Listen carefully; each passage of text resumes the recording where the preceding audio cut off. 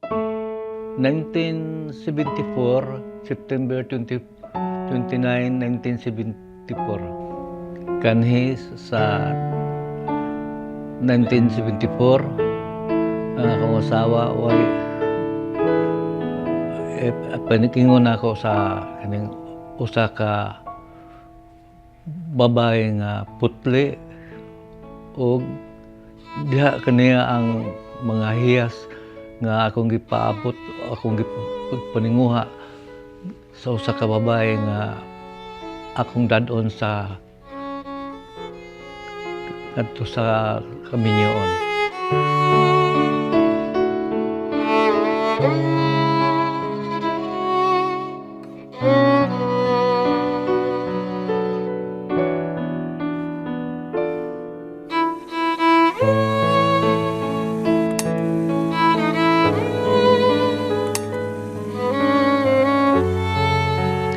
Kanadto sa pagkasal namo, excited kay ko nga ang akong asawa si Eunice ug ang akong mga in-laws nako, future in-laws nako ngadto welcome ko ug gikalipay kay nila dako ang among kasal.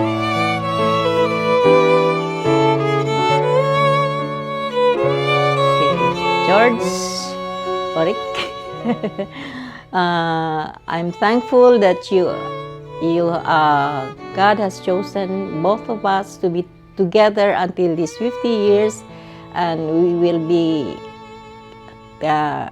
asking His blessings, George, to bless us more years to enjoy life with our children and our grandchildren.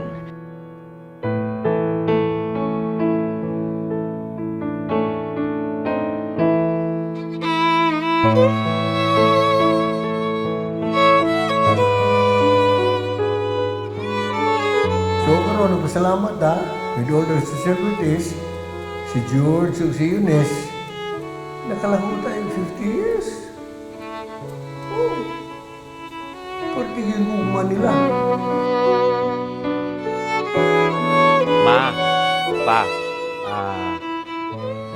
we are so happy na ikaw ang akong magpapa.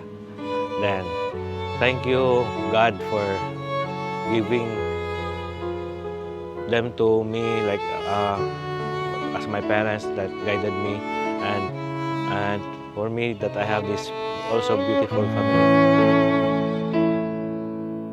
Not all people, not all couple would reach 50 years. So we're hoping we're gonna be the same. So we'll see. But Mom and Dad set a high standard. It's not a high standard, but a very nice standard set for a couple and being a good family.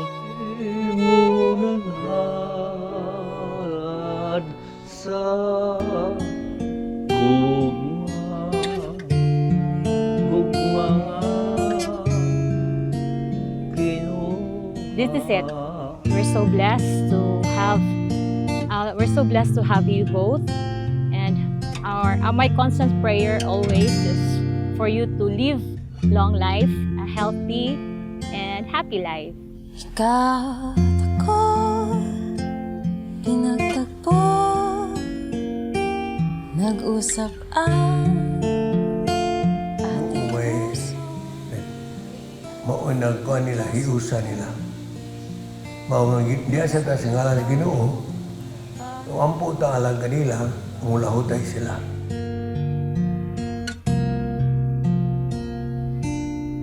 nagsumpaan sa may kapal, walang iwanan, nakinig, tagulan, haharapin. Pa, I'm so proud of you. You make it up after you this golden wedding anniversary. We are so proud to be your children.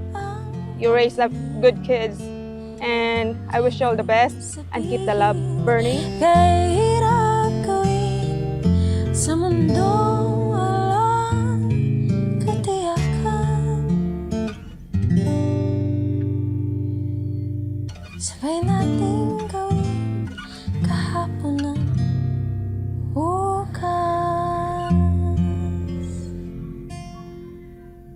karon ning among ika-50 nga sumad sa among kaminyoon.